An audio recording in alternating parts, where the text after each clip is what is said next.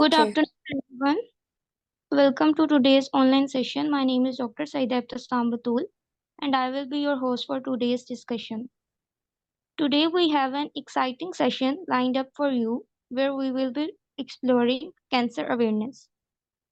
Our guest speaker, Dr. Amsha Ghazi, will share their insights and expertise on this topic. I would like to give a short introduction about the organization, Health Physio Welfare Society. This is a non-profit organization. Our focus is to provide quality of workshops, webinars, seminars, and camps in a pocket-friendly budget. We give our best to maintain our standards and meet our student expectations. We focus on students' growth. The founder of these organizations are Dr. Arzu Tariq, Dr. Sayyida Ibtisam Batul. Without further delay, let's get started. Dr. Amsha Ghazi, please take it away. Thank you so much. हम लोगों ने आज cancer awareness के बारे में बात करनी है, तो मैं बहुत ज़्यादा लंबी चौड़ी बातें नहीं करूँगी आप लोगों से। एक सिंपल सा हम कैंसर को देख लेते हैं, उसकी आउटलाइन क्या है, और देन इसको हम फिज़िकल थेरेपी से और बाकी चीज़ों से कैसे हम मेंटेन कर सकते हैं और कैसे इसकी मैनेजमेंट कर सकते हैं। सबसे पहले हम स्टार्ट करते हैं कि कैंसर है क्या चीज़। बेसिकली कैंसर एक ऐसी अनकंट्रोलेबल सेल्स की ग्रोथ है जो कि आपकी बॉडी के अंदर हो रही है, और ये किसी भी वजह से हो सकती है। आइदर कोई जेनेटिक कॉज है इसका, या किसी रेडियो एक्टिव एलिमेंट की वजह से कोई लॉन्ग टर्म एक्सपोजर चलता आ रहा है उसकी वजह से हो रही है, या इसके कोई भी रीज़न हो सकती है, एनीथिंग, कोई इन्फेक्शन है या कुछ भी।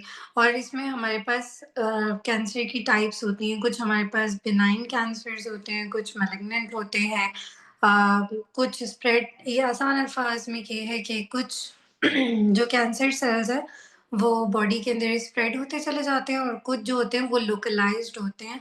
और इसमें हमारे पास काफ़ी, जैसे आप लोग देख सकते हैं कि काफ़ी रिस्क फैक्टर्स हैं इसके और कॉजेज़ हैं इसके, जिसमें जेनेटिक फैक्टर्स आ जाते हैं, एनवायरमेंटल फैक्टर्स आ जाते हैं और लाइफ़स्टाइल चेंजेस आती हैं। And when we talk about genetic factors, तो इसमें मोस्टली जो हमारा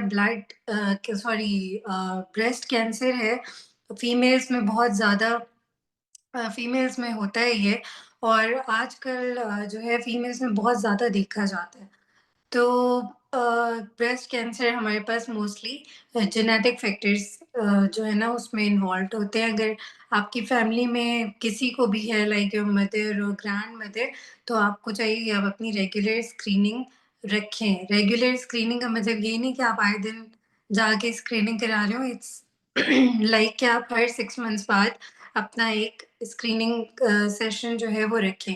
एनवायरमेंटल फैक्टर्स या एनवायरमेंटल एक्सपोज़र का मतलब ये है कि अगर आप किसी ऐसी जगह पर रहते हैं जो कि इंडस्ट्रियल एरिया है, जहाँ पे आपको पता है कि केमिकल्स जो है वो इन्वॉल्व्ड है, एसिड रेन्स इन्वॉल्व्ड है, या फिर जैसे बहुत सारी जगह पे, जैसे आप हॉस्पिटल में काम कर रहे हैं और रेडियोलॉजिकल लैब के पास कहीं आपका ऑफ़िस है या कुछ भी, तो उसका भी अगर एक्सपोज़र आपको मिल रहा है, तो वो एक एनवायरमेंटल फैक्टर है। लाइफ़स्टाइल चेंजेज़ में यही है कि अगर आप ओबेसिटी की तरफ जाते हैं, या डायबिटीज़ है, या कोई भी ऐसी बीमारी जो कि आपके ऑटो इम्यून सिस्टम को अफ़ेक्ट करे, तो उसमें जो है वो कैंसर हमारे पास आ सकता है।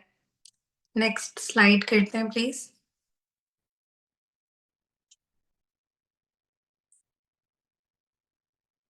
Okay, symptoms and early detection, early warning signs, इसमें आप देख सकते हैं डायग्नोस्टिक टेस्ट हैं और सेल्फ एग्जामिनेशन है। When we talk about early warning signs, तो इसमें बेसिकली होता ये है कि अगर आप कैंसर डेवलप करते हैं, फॉर एग्जांपल आपको कैंसर हो गया है, तो कभी भी ये बहुत जल्दी डिटेक्ट नहीं होता।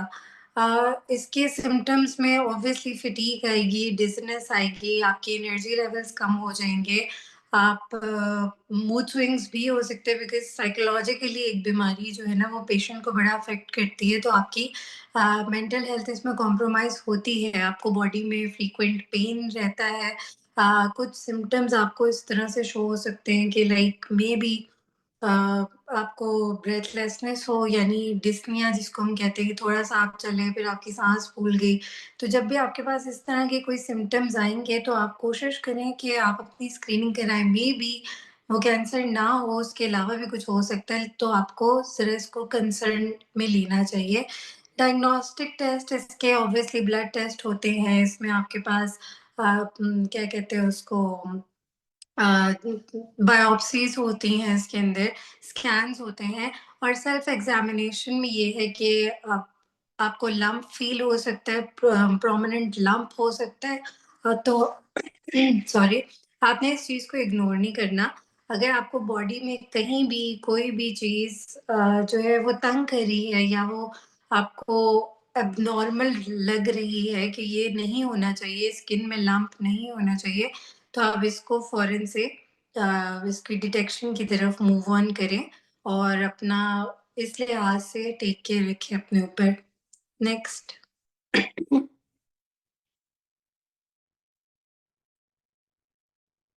Diagnostic test and procedure, again वही वाली बात है कि इसमें आपके ब्लड टेस्ट होंगे, बायोप्सीज़ हो सकती हैं, आप मतलब डॉक्टर के पास विज़िट करें, वो आपको बेहतर तरीके से स्क्रीनिंग कर सकते हैं। Next.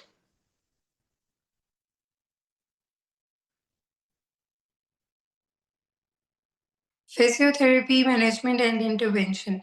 Role of physiotherapy in cancer rehabilitation. अच्छा, physical therapy as a whole तो एक बहुत वास्ट और बहुत बड़ी चीज़ है। इसको कभी भी हम लिमिट नहीं कर सकते। जहाँ पे हम कैंसर रिहैबिलिटेशन की बात करते हैं तो we have pre and post cancer rehabilitations.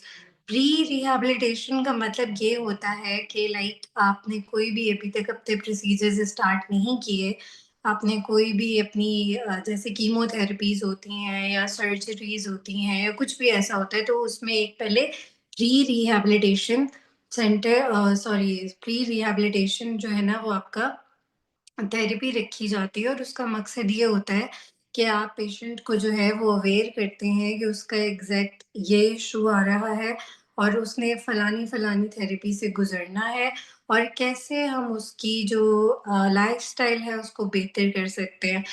Bye improving your lifestyle means के आपकी एक तो जो आपके न्यूट्रिशनिस्ट आते हैं, डायटीशियंस आते हैं, वो आपकी फूड को, आपकी बैलेंस्ड डाइट को ज़्यादा फ़ोकस रखेंगे। जो फिज़ियोथेरेपिस्ट होता है वो आपकी मोबिलिटी पे काम करेगा, बिकॉज़ जब आपने कैंसर डेवलप कर लिया, यू आर फीलिंग लेथार्जिक, आप डिज़ी फ़ील कर रहे हैं, तो आप मोस्ट ऑफ द टाइम अपना जो है वो बेड रेस्ट में गुज़ारते हैं, ठीक है? आप ज़्यादातर प्रेफ़र करते हैं कि आप लेटे रहें। अब लॉन्ग टर्म लेटे रहने से या लॉन्ग टर्म बैठे रहने से ना सिर्फ़ आपकी मसल्स कॉम्प्रोमाइज़ होंगे, आपकी जॉइंट्स में भी मसला आएगा, लिगामेंट्स में भी मसला आएगा। ऑब्वियसली आपकी ब्लड सर्कुलेशन भी कहीं न कहीं जो है वो डिस्टर्ब होगी, और अगर इन केस खुदा ना ख़ास्ता आपने साथ चेस्ट इन्फेक्शन डेवलप कर लिया, तो वो भी आपके लंग्स कॉम्प्रोमाइज़ होना स्टार्ट हो जाएँगे।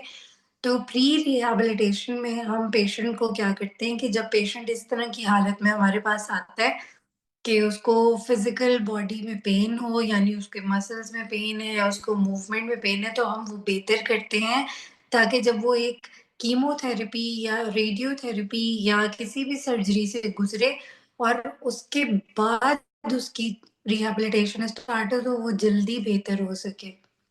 अगर आप प्री रिहैबिलिटेशन तो फिज़ियोथेरेपिस्ट के लिए बड़ा मुश्किल हो जाता है उसको मैनेज करना। बाकी पोस्ट रिहैब में यही आ जाता है कि आप जो है पेशेंट अब सर्जरी करवा के आ गया है, उसकी कीमोथेरेपी सेशन होगी, ऑब्वियसली अगर सर्जरी है तो उसमें एनेस्थीसिया का इफ़ेक्ट होता है। हम फिज़ियोथेरेपिस्ट उस एनेस्थीसिया के इफ़ेक्ट को रिड्यूस करता है और लिम्फ एडीमा होने से बचाता है, यानी कि जब स्वेलिंग हो जाती है आपको लिम्फैटिक ड्रेनेज आपकी फिज़ियोथेरेपिस्ट करा रहे हैं ताकि आपको किसी किस्म की फर्दर कॉम्प्लिकेशन से ना डील करना पड़े, आपकी मोबिलिटी जो है वो बेहतर हो, आपका पेन रिड्यूस हो, और आप जल्दी जल्दी जो है रिकवर करें इस चीज़ से। आपकी कार्डियो रिस्पिरेटरी फिटनेस बेहतर होगी इससे।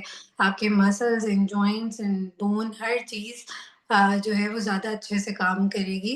अगर आप कैंसर में फिजिकल थेरेपी या रिहैबिलिटेशन जो है उसको ऐड करते हैं तो पेशेंट की हेल्थ ज़्यादा बेहतर होती है, बिकॉज़ मेडिसिन्स आपको जो है वो एक्टिव नहीं करती। मेडिसिन्स के अपने इतने साइड इफ़ेक्ट्स होते हैं, वो आपको उल्टा और डिज़ी करके जो है ना वो बेड तक पहुँचाएँगी। तो relying on medicines only is not a cure. Physiotherapy जो है वो आपके ट्रीटमेंट को ज़्यादा से ज़्यादा बेहतर करती है। Next,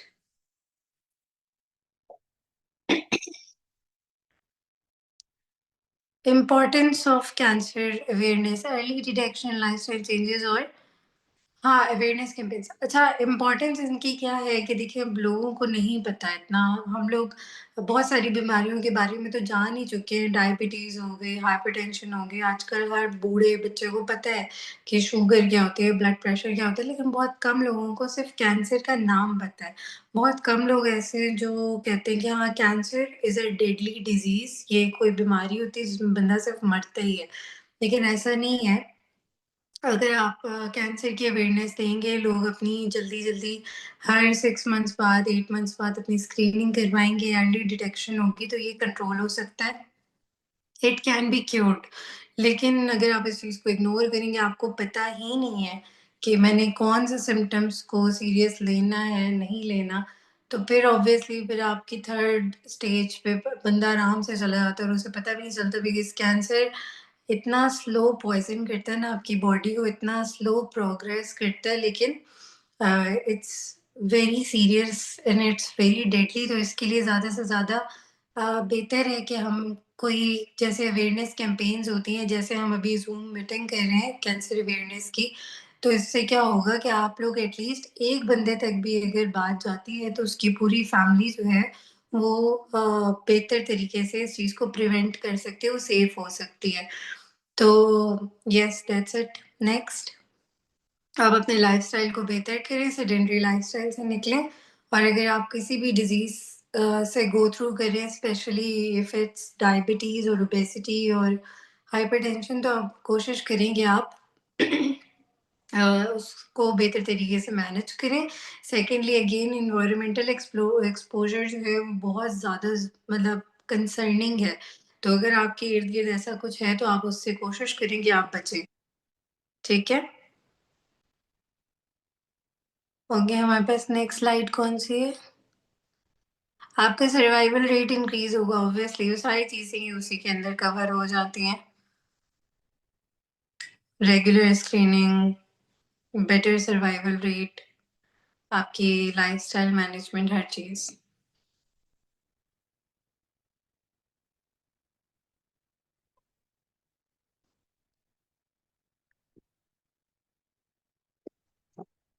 Okay, advocacy and education promotes early detection, support patient and families, drives research. Exact, ये पॉइंट एक बड़ा इम्पोर्टेंट है इसके अंदर कि रिसर्च एंड फंडिंग। अब होता क्या है कि पाकिस्तान में रिसर्च हम वैसे ही मतलब ऐसे कर रहे होते हैं, जान छुड़वा रहे होते हैं, ठीक है? रिसर्च को हम एक बहुत बड़ी चीज़ समझ रहे होते हैं कि यार इसमें नहीं पढ़ना। तो आप कोशिश करिए कि अगर आप कोई से भी डॉक्टर है, इवन इफ यूर आप कोई मेडिकल डॉक्टर है, या if even if you are a nutritionist और डायटीशियन और साइकोलॉजिस्ट और फिजिकल थेरेपिस्ट, तो आपको चाहिए कि आप कैंसर के ऊपर रिसर्चेस करें। There are multiple options. आप किसी भी ऑप्शन को उठा सकते हैं और आप उस पे कैंसर की रिसर्च कंडक्ट करके बहुत सारी ममालिक भी हैं जो कि इसमें फंडिंग करते हैं, बहुत सारी एनजीओज़ हैं जो इसमें फंडिंग करती हैं, आप उनसे फंडिंग करवा सकते हैं और आप इसमें काम कर सकते हैं। ये ना सिर्फ आप एक तरह से लाइक इससे सवाब कमा रहे हैं, बल्कि आप इससे अवेयरनेस भी फैला रहे हो और आपकी वजह से बहुत सारी फैमिलीज़ जो हैं वो इससे अ, बचेंगी, बेहतरी की तरफ जाएँगी, अच्छे से मैनेज कर सकेंगी चीज़ों को। तो इस पूरी मीटिंग में जो सबसे इम्पोर्टेंट पॉइंट था, दैट इज़ रिसर्च। आप कोशिश करें कि आप कैंसर रिलेटेड रिसर्चेज़ उठाएँ। पाकिस्तान में इवन कि इस्लामाबाद एंड रावलपिंडी में ट्विन सिटीज़ में बहुत सारी कैंसर के जो है वो हॉस्पिटल्स हैं, क्लिनिक हैं, कैंसर रिलेटेड ऑर्गेनाइज़ेशंस हैं, एनजीओज़ हैं, बहुत सारे लोग हैं। तो आप उनके साथ कनेक्ट करके आप इसमें काम कर सकते हैं और